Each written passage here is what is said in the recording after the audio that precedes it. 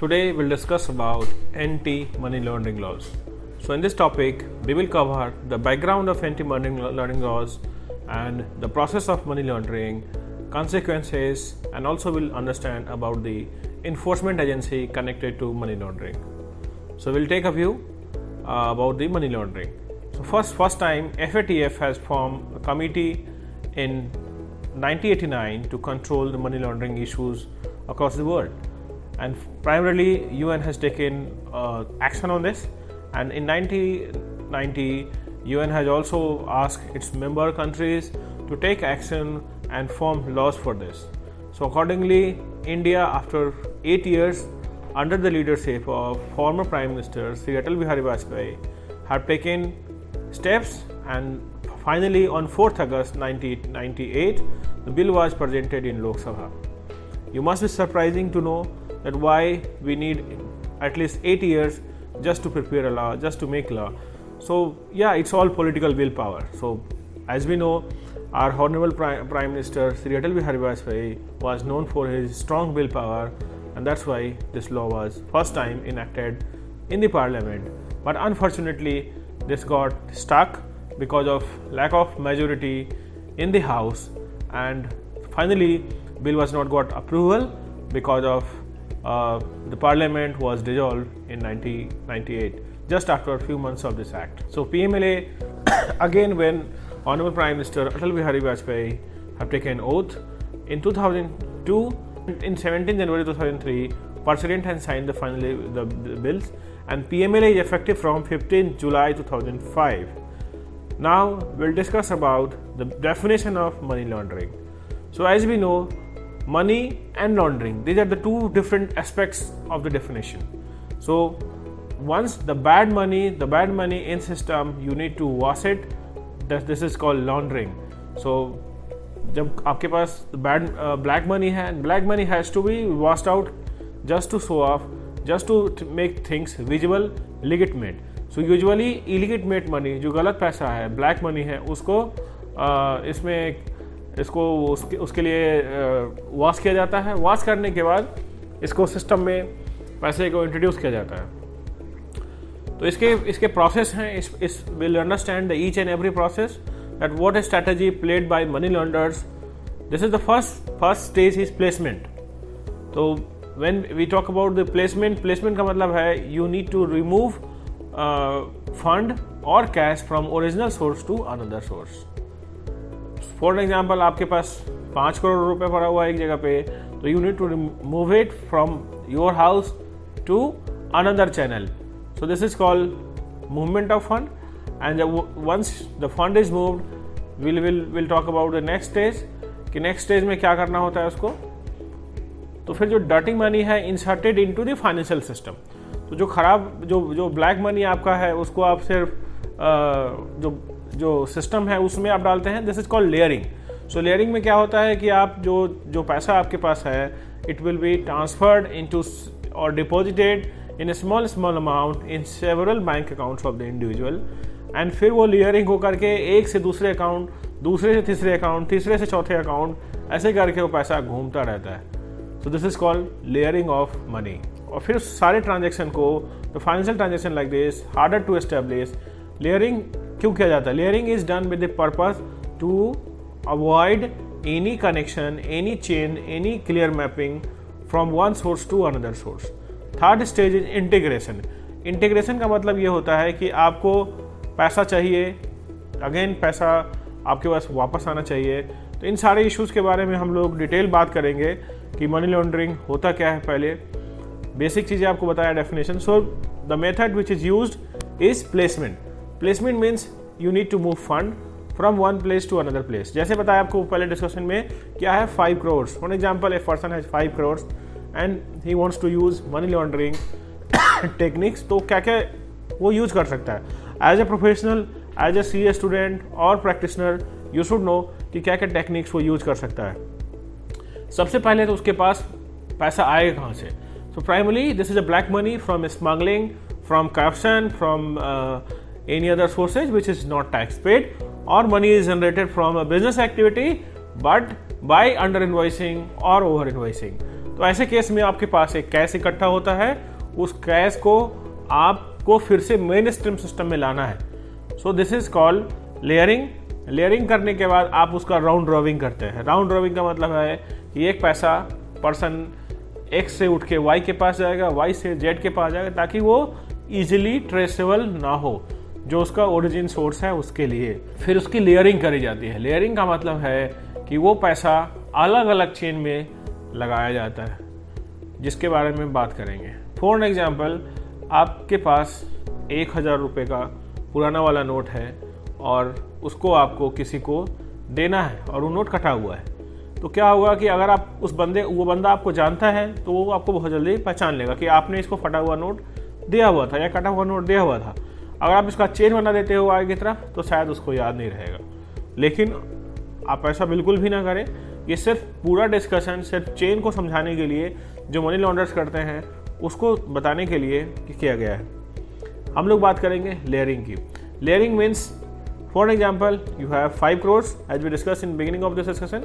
तो इस 5 करोड़ को you need to move, you need to send to several entities, several self companies में ये जाएगा पैसा, और ये छोटे छोटे अकाउंट से आएगा। फॉर एग्जाम्पल कि आपका 5 करोड़ है तो यू विल यूज 500,000 अकाउंट्स जहाँ से कैश जमा होगा या कोई और जो मेथड है जहाँ पैसा पार्क है वहाँ से मूव होके वो लेयरिंग के लिए जाएगा। लेयरिंग का फिर लेयरिंग से पैसा उठ के आप उसको राइट सोर्स दिखाने के लिए, you need to prove that money he having the right source, तभी तो आपके पास जाएगा। आपका पैसा मार्केट में गया, डिफरेंट लेयर्स में घूमता रहा सिस्टम में, end of the day it has to come to you because you own this money, whether it's black or white. तो वो पूरा इंटीग्रेशन होकर के पैसा जो है आपके पास आता है। So we call it as integration of money. फिर अपन बात करेंगे कि मनी लॉन्ड्रिंग का जो स्टाइल है क्या क्या है इसके अलावा। सो यूजुअली लोग US डॉलर ले लेते हैं, ओवर इनवाइसिंग कर दिया इंपोर्ट के पेमेंट को। अब जब ओवर इनवाइसिंग आप करते हैं, आपने इंपोर्ट किया और आपने फॉर एग्जांपल 50 लाख का गुड्स है, उसको आपने 1 करोड़ की इनवाइसिंग करा ली। हो सकता है उस पर कस्टम का रिलीफ हो, या हो सकता है कि उसके ऊपर आपका एक्सपेंस बढ़ेगा इंडिया में, तो आप इनकम टैक्स अवॉइड कर रहे हो। This is also comes under the money laundering. तो कस्टम के कंप्लायंसेस को भी आपको देखना पड़ेगा कि you are not doing any violation with the PMLA। फिर अंडर इनवाइसिंग की बात करते हैं। फॉर एग्जाम्पल, आपके पास इंडिया से बाहर पार्क फंड है, तो आप क्या करते हैं, इनवॉइस को अंडर करा देते हैं, तो आपका यहीं पे इंडिया में ही प्रॉफिट जनरेट हो गया। आप सोचेंगे कि मनी लॉन्ड्रिंग कर रहा है तो भाई टैक्स क्यों नहीं पे करेगा? वो टैक्स पे करने के लिए तैयार है। उसको राइट सोर्स चाहिए कि राइट सोर्स से पैसा आया हुआ है। अगर आपका सोर्स रॉन्ग प्रूव होता है, source of fund is not right, तो ये मनी लॉन्ड्रिंग मानी जाएगी। कई बार मनी लॉन्डर्स डबल इनवॉइसिंग कर लेते हैं। एक ही गुड्स सर्विस के लिए 2 इनवॉइस लेते हैं, 2 इनवॉइस दे देते हैं, जैसा उनको सर्कमस्टेंसेस होता है। At a circumstances you need more capital, you need more profit, so you'll need to pay taxes. In such case, you'll prefer this technique. कई बार लोग फ्री ट्रेड जोन का यूज करते हैं, जैसे दुबई है, वहाँ पे टैक्स फ्री है, तो सर्विसेज इंडिया से दे रहे हैं, गुड्स इंडिया से भेज रहे हैं, और जो बैलेंस अमाउंट है वो बाहर ले रहे हैं। इसमें एक्सपोर्ट में भी देखा गया है। फॉर एग्जाम्पल कि आपका कोई एक्सपोर्ट कॉन्ट्रैक्ट है या सॉफ्टवेयर कॉन्ट्रैक्ट है, 20 करोड़ का कॉन्ट्रैक्ट है, 10 करोड़ आप इंडिया में लेते हो क्योंकि इंडिया में आपका खर्चा है, you have expenses in India, and remaining 10 crore you are taking in UAE in your overseas account. This is also money laundering.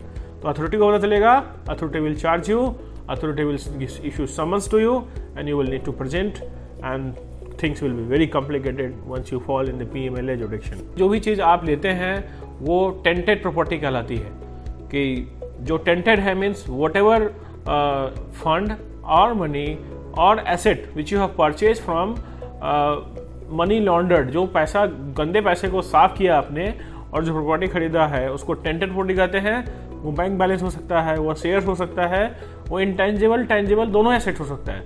If you talk about unattended property means जिसका सोर्स ऑफ फंड इस्टेब्लिश कराया जा सकता हो और आपका कोई role नहीं हो इसमें। तो जब बात करते हैं मनी लॉन्ड्रिंग लॉज की, इंडिया में जब 2005 से ये इफेक्टिव हुआ and earlier it has a power of civil code.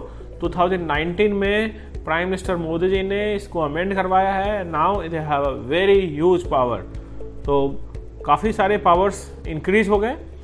They can arrest you without warrant, enforcement directorate के पास ये पावर्स हैं। They can summon you for personal hearing, they can refrain you from appointing consultant also. तो पहले क्या था कि आप it was just civil code, तो लोग कंसल्टेंट अपॉइंट करके इसको डिले करते थे, which is not possible after this amendment. जो आप बात करेंगे कि मनी लॉन्ड्रिंग जो है वो कहाँ कहाँ कैसे कैसे मूव करता है। कई बार आपने देखा होगा कि in foreign transactions we have letter of credit, so letter of credit is also used for money laundering. तो जब आप किसी बैंक से लेटर ऑफ क्रेडिट लेते हैं और बिना किसी यूजुअल ट्रांजैक्शन के वो आपको लेटर ऑफ क्रेडिट दे रहा है या ओवर प्राइस का लेटर ऑफ क्रेडिट दे रहा है, इस केस में क्या होता है कि the foreign entity which has fund outside India, उसने गारंटी बैंक को दिया और बैंक ने आपको लेटर ऑफ क्रेडिट LCOs दे दिया और आपने उसको इनकैश कर लिया इंडिया में। फिर the second thing which is used by money launderers is they are taking funds, they are taking income, or they are sending payment outside India to tax haven countries like you can say BVI, like Hong Kong, like somehow Singapore में भी है और काफ़ी सारी tax haven countries है जिसका मैं नाम लेना चाहूँगा।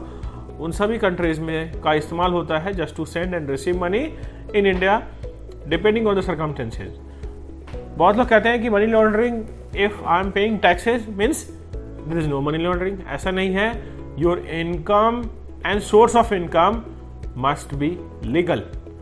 ऐसा नहीं है कि आप GST इनकम टैक्स पे कर दो तो आपका सोर्स ऑफ फंड जो है सही हो जाएगा। आपको जस्टिफाई करना पड़ेगा through what sources, through what effort you have generated fund in your business. अब बात करेंगे, बहुत सारे लोग ट्रैवलर चेक्स की बात करते हैं। So when you take frequent traveler checks, this is also comes under the money laundering definition।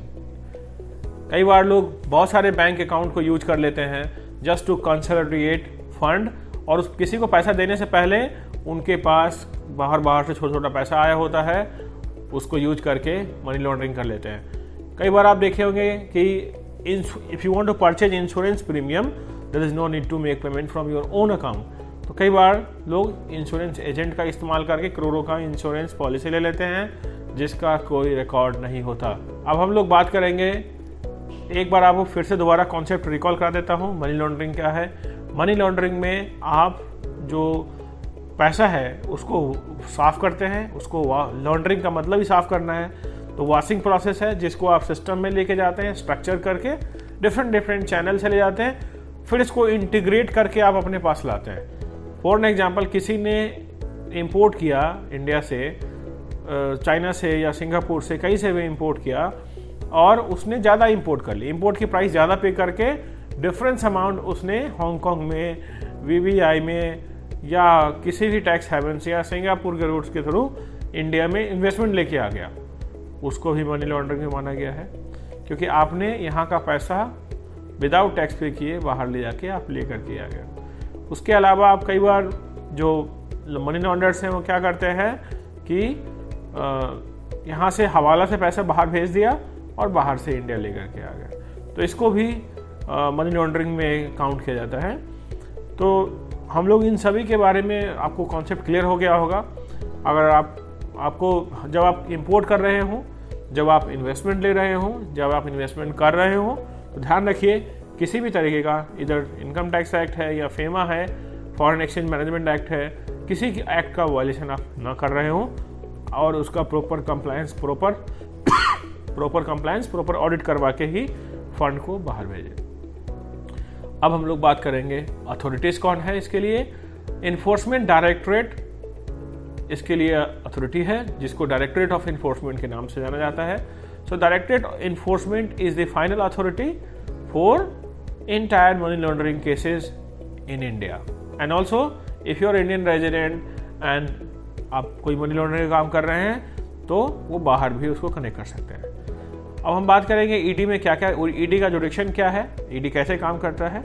तो ईडी का ED has its own regional offices और इनके हर रीजनल ऑफिस में एक ज्वाइंट डायरेक्टर होते हैं, ज्वाइंट डायरेक्टर के नीचे डिप्टी डायरेक्टर होते हैं, उनके नीचे असिस्टेंट डायरेक्टर होते हैं, और ज्वाइंट डायरेक्टर के ऊपर स्पेशल डायरेक्टर होता है और स्पेशल डायरेक्टर के ऊपर प्रिंसिपल डायरेक्टर होता है। ज़्यादातर लोग IRS होते हैं। स्पेशल डायरेक्टर या ज्वाइंट डायरेक्टर आपको IPS भी देखने को मिल जाएंगे। ED के पावर्स की बात करेंगे। ED का बहुत ब्रॉड पावर्स है। So if we talk about the powers, तो in FEMA under section 13 ED के पावर्स डिटरमाइन किए गए हैं। जब भी आप कोई इन्वेस्टमेंट कर रहे हो इंडिया से बाहर, तो ध्यान रखिए कि आपके पास पूरे अप्रूवल्स हो और आपके पास बैलेंस शीट में कैपिटल अवेलेबल हो, वही पैसा आप बाहर इन्वेस्ट करें। फॉर एग्जांपल, आप बाहर से फंड रेज कर रहे हैं, तो जो आपके इन्वेस्टर हैं उनका प्रोफाइलिंग चेक होना चाहिए कि उन्होंने कोई मनी लॉन्ड्रिंग नहीं करी हुई है। सिमिलरली, जब आप इंपोर्ट एक्सपोर्ट कर रहे हो तो ध्यान रखिए कि आपका जो प्राइस है वो कम्पिटिटिव हो। जब किसी भी फॉरेनर्स को आप पैसा दे रहे हो या किसी फॉरेनर से पैसा आपको आ रहा है, तो ध्यान रखिए कि ये सारी सर्विसेज या गुड्स के अगेंस्ट हो। ऐसा ना हो कि ये सिर्फ डमी ट्रांजेक्शन्स है। ऐसे केसेस में डायरेक्टरेट ऑफ इन्फोर्समेंट या इन्फोर्समेंट डायरेक्टरेट बोल सकते हैं, they will take serious action against you. अब हम बात करेंगे कि ED के पावर्स क्या क्या हैं। ED का जो पहला फंक्शनिंग स्टार्ट होता है कि ED के पास एक डेटाबेस आता है जो डिफरेंट फाइनेंशियल इंस्टीट्यूशंस, बैंक से आता है, इनकम टैक्स डिपार्टमेंट से आ सकता है, GST से आ सकता है, या कोई जनरल पब्लिक से भी आ सकता है, या कोई गवर्नमेंट एजेंसीज है, या खुद गवर्नमेंट बोलती है कि भाई you need to investigate this particular case. उस केस में इन्फोर्समेंट डायरेक्टरेट उस केस को इन्वेस्टिगेट करती है, आपको समन भेजती है। समन में आपको उसका रिप्लाई करना होता है। जनरली आपको 7 डेज to 30 डेज का टाइम दिया जाता है। उस रिप्लाई के बाद आपका पर्सनल स्टेटमेंट हियरिंग करवाया जाएगा। अगर आप हियरिंग में ED को ये लगता है कि आपने मनी लॉन्ड्रिंग करी है डायरेक्टली, इनडायरेक्टली, या आप उसमें इन्वॉल्व थे, जाने अनजाने, ध्यान रखिएगा, जाने अनजाने का मतलब है आपको पता है या नहीं पता है। अगर मनी लॉन्ड्रिंग हुआ तो भी आपको जेल हो सकती है। जेल 3 साल से 7 साल के बीच का भी है, पेनल्टी है। और जो डिफरेंट एक्ट हैं, जैसे फेमा है, इनकम टैक्स है, उसका जो प्रोसेस चलेगा आपके ऊपर वो अलग से चलेगा। GST का प्रोसेस अलग से चलेगा, कस्टम का अलग से चलेगा।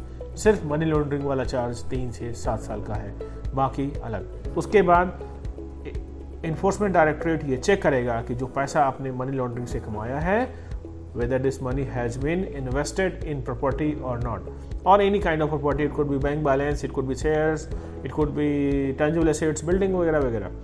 वैसे केस में ED आपके प्रॉपर्टी को अटैच करने का पूरा पावर रखता है, बैंक अकाउंट को फ्रीज करने का भी पावर रखता है, और इसके लिए 180 दिन तक वो फ्रीज रख सकते हैं। इसके बीच में उनको कोर्ट में केस फाइल करना होता है। आपकी केस कोर्ट में जाएगी, स्पेशल कोर्ट होता है इन सब चीज़ों के लिए, और वहाँ पे आपकी प्रोसीडिंग्स चलेगी।